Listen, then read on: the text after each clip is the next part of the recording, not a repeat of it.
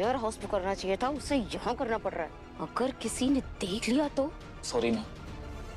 Oh my God, कहीं ये शराब में मिलावट तो नहीं कर रही? नहीं नहीं नहीं नहीं, ऐसा तो नहीं कर सकती।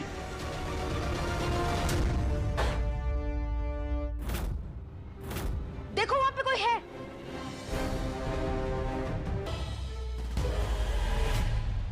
What the hell are you doing? Have you lost your mind? आप प्लीज ये मत पीजिए। What? तुम होती कौन हो मुझे रोकने वाली? मैं कोई नहीं होती आपको रोकने वाली, आप पीजिए। मैं आपको पीने से नहीं रोक रही हूँ, लेकिन आप ये मत पीजिए, इसमें पक्का कोई मिलावट है, ये ठीक नहीं है। Excuse me, waitress.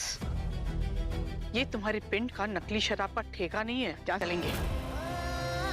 क्लब में चल रहे स्कैम को कैसे एक्सपोज करूं, समझ नहीं आ रहा। पुलिस को इन्फॉर्म कर दूं?